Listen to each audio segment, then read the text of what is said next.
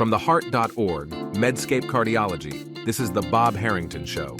Dr. Robert Harrington is the Stephen and Suzanne Weiss Dean of Weill Cornell Medicine and Provost for Medical Affairs of Cornell University. This podcast is intended for healthcare professionals only. Any views expressed are the presenter's own and do not necessarily reflect the views of WebMD or Medscape.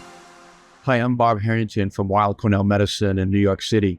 And I'm here at the heart.org Medscape Cardiology booth on the floor at the ESC meetings in London.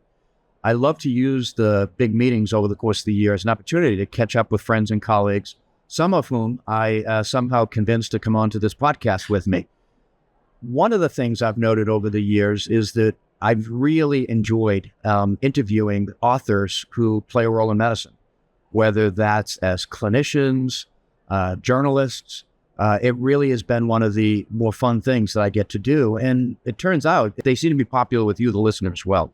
So I hope that this is going to be an experience of walking through a book that's come out from a longtime friend and colleague that I think hopefully you'll go out and buy the book because you said that it was such a great discussion. But I'm here joined today by Shelley Wood. Shelley, thanks for joining us. Thank you so much for having me. Shelley is the editor-in-chief of TCT MD. She does have a history with the heart.org. I was a heart.org original back in 1999 is when I started. So you started around the same time I started. I bet I did. With I was still in journalism school at the time, but yeah. And so it's been fun to follow your career over the years. The tables are turned here. Absolutely. But over the years, you've interviewed me about a bunch of clinical studies or what's going on in the world of medicine. You're a fabulous medical journalist. I've always thought that you've been one of the best medical journalists that covers the field of cardiology. Thank you. You have in-depth knowledge and you write clearly in a way that even we cardiologists can understand. So I've always appreciated that. Thank you for saying. Now I get to ask you questions. I know I'm a little bit nervous, gotta say. The reason I get to ask Shelley questions is that she has a new book out. This is her second work of fiction. That's right. First one was a bestseller across Canada. That's right. And also an excellent book. But this one, I think, will appeal to those of you who like a little bit of a medical mystery, a little bit of a medical background to try to explain why things happen. It's called The Leap Year Gene of Kate McKinley. And this is the final cover, but actually you got an early reader copy. I think that's going to be worth something one day. So first off, congratulations. Thank you so much, Bob. And when I read the author's notes, the acknowledgments at the end, I didn't realize that this was a COVID book. Yep. Until I read that at the end. And you certainly were influenced by COVID as you wrote it. And it sounds as though that time, while COVID was largely a horrible time, there are good things that came out of it. And one of the things is that you could, as you said, hole up at home in British Columbia and begin to think about the book. Yeah, that's right. I do thank healthcare professionals in my acknowledgments, not that they had a direct involvement in too many ways with the book, but I had this really powerful sense that I was writing a book that really had medicine in its DNA. That's a sort of a pun. But that I was able to do it because I wasn't a frontline worker. I wasn't seeing people die every day and have all the troubles. Now, none of that is in this book, but I was grateful. I'm grateful for physicians generally. I have a career because physicians exist. But also, I just felt lucky to be able to delve into something like this while working full time. But I could do the two side by side in a way that physicians that were working during that period absolutely couldn't. What always amazes me, we will get to the book, but what always amazes me is the statement you made that you were able to write this while working full time.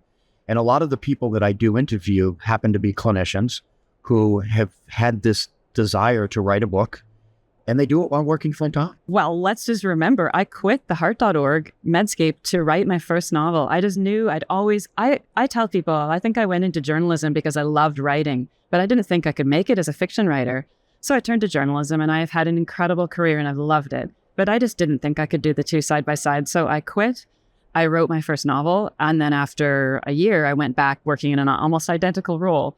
But I knew I wanted to keep writing, but I love what I do. So I really had to be very disciplined about how I carved out my day, because it was a question I interview writers too, physicians who are writers, and I just think, how is this possible? Yeah. But actually, it is possible, I think, if you want it, and I wanted it so badly. I'm proud of my first book, but I knew I wanted to write something even bigger, and I would say better. So I'm an early bird, and I would wake up very early in the morning to write and then start my day job.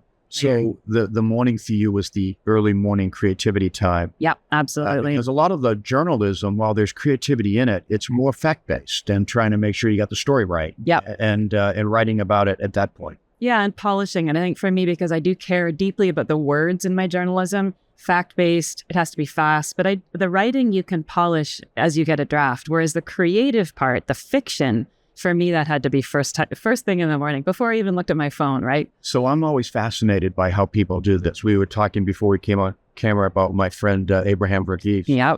He's a very visual writer. And that if you go to his house while he's in the process of writing a book, he has it storyboarded. Yep. And he draws pictures and he builds his characters. And in some ways, he's like imagining this whole world. Yeah. And then he's transposing it. What's your style? I do use a type of storyboard. I use a big roll of butcher paper and I try to sort of what I call signpost, because both of my books have had strong historical elements. So I will sort of know the signposts that I'm writing towards. But I get a lot out of going away from my home life to do it. So I hold up at my in-laws' cabin for a lot of this. And it's taking me away from the day-to-day. It's taking me away from my loved ones. And it feels a bit selfish. But I can get into my imaginary world better if all the stimuli of friends and husband and household chores, all those things aren't a part of it. And COVID let me do that because I wasn't allowed to socialize. So I could really take my time for myself and build those worlds without people knowing what I was up to most of the time. So let's talk a little bit about the process. For this book, which is a really creative book in terms of the leap year, Gina, we'll get Thank you. in a minute. When you had sent me the book and I read the title, I said, what is this about? And you quickly figure out what it's going to be about. Good. But you pick it up pretty quickly. How did you come up with this? And did you know the whole arc of the story? Like some writers tell me, I knew how it was going to end. And other writers tell me, no, I have to see where the characters take me. What's your style? Yeah, a bit of both, for sure. I came up with the idea of somebody who ages slower than everybody around her. And I think the idea came because I myself was feeling my age. You know, I'm quite an athletic person and I felt I was slowing down. Physical changes, slowing in mental ways as well. You know, what is the word for such and such? I felt that quite strongly. But how can you stay young? If you stay young, and this really struck me because at the same time I'd gone through some personal losses. Mm-hmm. You know, my mother had died. And I thought, okay, you want to stay young for all the reasons that society wants you to stay young. But if you do, you will lose everyone you love. So those were the two forces working in my sort of fictional process. But then, having written a first novel that has almost zero medicine in it, I thought, this is ridiculous. I really would love to draw on my medical experience, my knowledge of physicians, the relationships I have with doctors, my ability to research topics, all of that. I need to repurpose that for my fiction. So my second book, I decided if there's a person who ages more slowly than everyone around her, let's make it a genetic condition. And that provided me with my signposts, because then I could think about, if we look back 100 years, how has our knowledge of genetics changed in 100 years? And for me, what really was even more attractive was our knowledge of eugenics, which, as you would know, is this very debunked and disgraced pseudoscience. It comes out throughout. Yes. Through the sort of what I'll call the dark history. It is. And some of the genetics words. And that's another way I think where journalism helped me is I love the aha moment in journalism. And you've seen us pounce on this stuff, right? You see something and you think, that's a story. And in this case, when I started reading about some of the early eugenics stuff, I thought, people don't know this. People don't know that our beloved suffragettes in Canada and the US were also really quite vehement eugenicists as well. And I thought, okay, my story begins there. I think my child with this strange, rare, totally fictional defect will be born to a suffragette. And what does that look like? I'm glad you pointed out that it doesn't exist, because when I first started reading it, I said, I remember this. Medical school. Because a lot of the other medicine you have in here is real. That's right. And so you find yourself as a reader trying to say, okay, I have a fair bit of medical knowledge. I think that's real. But there were a few things I looked up to. Okay. To just say, hey, is this okay? And then at the end, in the author's notes, you do reference some of the books you read on genetics to give you a bit of a guidepost as to what was true, what was not true. okay, well, you're going to love this story, because when I had this idea and I decided it was going to be a genetic defect, I called up Eric Topol. Yeah. He was my old editor-in-chief, and, he's a geneticist. He can help me here. And I was saying, okay. And he's a great writer. And he's a great writer. And we had other conversations about that. So I called him up and I was explaining what I was doing, and the line's going very quiet. And then he says, because I said, so how could you get a genetic defect that would cause you to age more slowly? Would that need to happen, right after conception, or could it happen later in the pregnancy? Could it be emotional trauma? And he's very quiet. And then he says, you're writing fiction, aren't you? And oh, okay, yeah. And it was a really great reminder that I don't need to be a journalist. I don't need to get all my details right. I need to be imaginative. So he totally gets credit for that. I don't want to give too much away because I want people to read the book, but that is where the leap year comes in. The kid is born on February 29th. February 29th. That's right. A leap year. Yeah. And so that's the theme that gets carried throughout. And the leap year gene is not real, as best we know. As best we know. As best we know. But as you point out, as time goes on over the course of, I'll call it many years, new knowledge is becoming.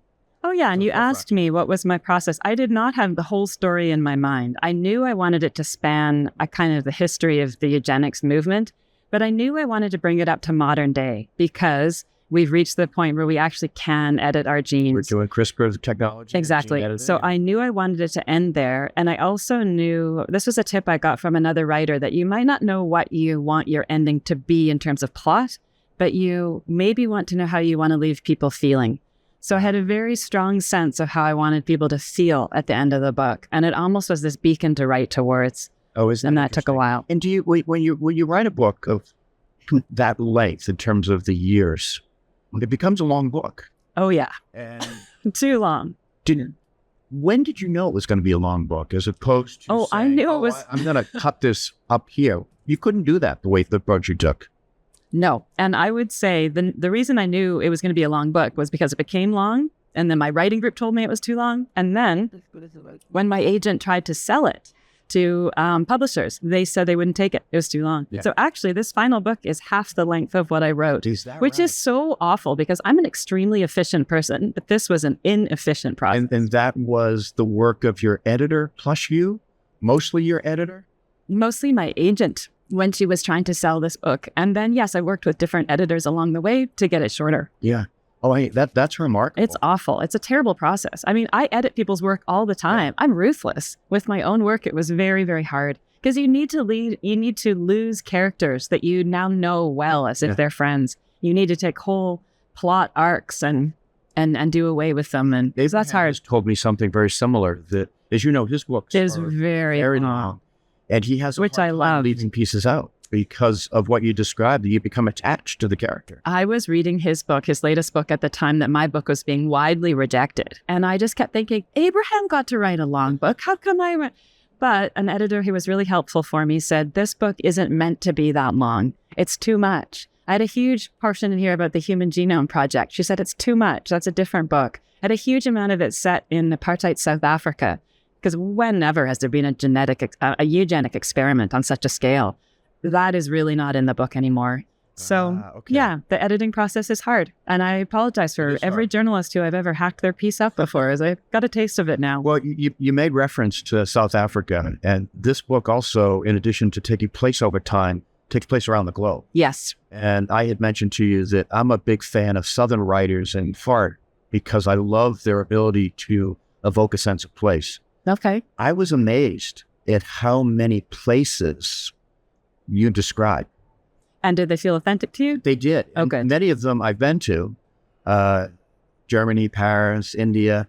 And so I felt like I knew where you were going, but I was really impressed. I've been to these places and I'm not sure I could evoke that sense of place. Yeah, How did you do it? Did you have to go visit them again? Well, I couldn't because of COVID. I even got a grant from an arts council to pay a visit to Berlin because I've only been to Berlin once. And actually a huge part of part 2, which is set in Berlin, had originally been set in Paris. And that was one of the big rewrites I had to do. But I have spent quite a bit of time in India. I have spent a lot of time in France. And I really wanted this book to feel international because my first book was very much a Canadian book about the Dion quintuplets. It's a very Canadian story. But I think the themes in this book affect everyone. This isn't something that's unique to one population, although different populations have been subjected to the kind of othering that I was concerned about in this book. But I like to think that this is a gene that any one of us could have been, quote unquote, afflicted with, and what that might be like for anyone to imagine themselves in Kit's shoes. And she moves in part to stay one step ahead. Yeah, to stay hidden. Knowing about her. Yeah. And her family is very conscious about, that what's the phrase that you use, bringing them into her secret. Yeah. And so they move, and in some ways staying, a step ahead of the law, if you will. Yeah. Because she does also have to stay a step of the law with things like birth certificates. I was really impressed by the amount of detail that gave me both the sense of place and her being in that place, and particularly being in places which you couldn't possibly have visited, like Berlin in the days of the Nazis. That's research, right? That's immersing yourselves. And I think this is funny because this is my second book. My first book did well. I should have known that this would pay off for me. But when you're doing all that research and you're just absorbing and you wonder is this thing even ever going to get written? I find that part really hard. And other writers, I think, come to make peace with that it will pan out for them if they just lie around reading for months on end, that this will become art at some point. But I feel I did so much reading and research that never made it into the book, but hopefully it absorbed itself somehow into my mind that gave those places a sense of realism. For the next book. Maybe. Or I like to think that it wasn't a waste. It helped make me better. It helped make me stronger. Yeah, I mean, your sense of place is one of the things that definitely stuck with me, and in the places that I knew well. Oh, good. You threw Stanford in there a few times. And that's well, that's importantly because that's where CRISPR was getting off the ground. So, yeah. So it was good for me to see the different places that I knew well, and I hope you didn't think I wasn't just planting that so that I could get on your podcast. So that I could read it.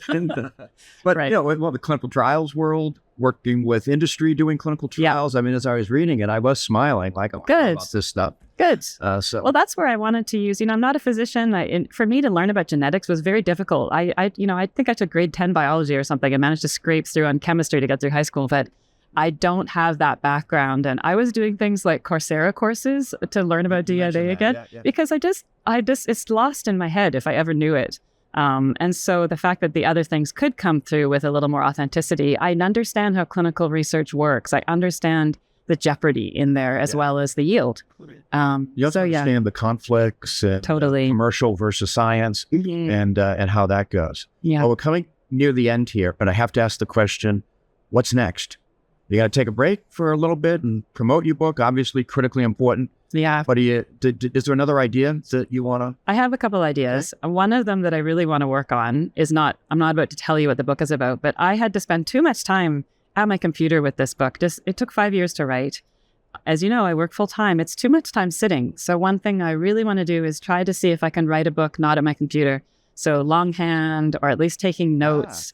So that's one goal. I also want to write a book that covers a much shorter period of time because 100 years is, I really bit off a lot there. It is a lot because you have to think about the place 100 years ago versus the place today. You need to jump your readers through time, which for me, some of that I wrote to connect those and then threw a lot away. But I think when I read a book and the author drags me forward a couple decades, you do feel a sense of loss for the knowledge you will never have of what happened in between. So I hope I did that in this book and it was intentional, but it is hard to do. And I think it's hard as a reader. Some readers won't stand for it. They don't want to be yanked through history that fast. One of the things I thought you did really nicely that I wasn't sure when I saw the first one is the obituaries. Okay. But then I started realizing what you were doing is helping me go forward by marking the death of a character. And also, I liked the idea that Kit, the principal character, collected these over her long life, that for her, they were a way of putting a marker down. Yeah. So some of those would have been ones she collected. I had to cut a lot of obituaries. I had so many other ones in there, which I thought were there were some good ones. I won't give it away, but there's some terrific ones. Okay, good. With little quips and... So I'm an obituary reader. Yeah, I must say I've started becoming one myself. The Irish sports page. And so I started doing it as a young person. And in fact, one of my patients gave me a book once called The Great Lives, if you've not read this. I think I've heard of it. This is obituaries that are in one of the London papers. And it's regular people as well as famous people. Okay. And sometimes the regular people obituaries are much more interesting. I'm amazed that I can get misted up over the obituary of a person I have never met and never would have known. I read them every day. Yeah. Well, it reminds us of our mortality and of the people we are ourselves going to lose at some point. Yeah. Well, Shelley, thank you. Thank you for joining us here on the Heart.org. It's a fabulous book. I hope that Thank you so much, Bob. read it. I'm somebody, you and I have talked about this. I'm a big reader. I have to read to separate myself from everything else I'm doing all day long. And it gives me great pleasure to read, usually at the end of the day. Nice. And so I really appreciated having this. So thank you for producing it, and good luck with the tour. Yes, thank you. Good luck with what you're going to do next. I really appreciate you inviting me on here. Thank you. Well, thank you to Shelley for joining us here and talking about her book. And thank you for joining us today on the Heart.org and Medscape Cardiology. If you've enjoyed the podcast, please take a moment to like, subscribe, or even better, write a review for us. This gets us to meet and reach more healthcare professionals. And if you didn't enjoy it, tell us why. We're always looking for new ways to bring things onto the podcast, and your feedback and engagement is really appreciated. So thank you.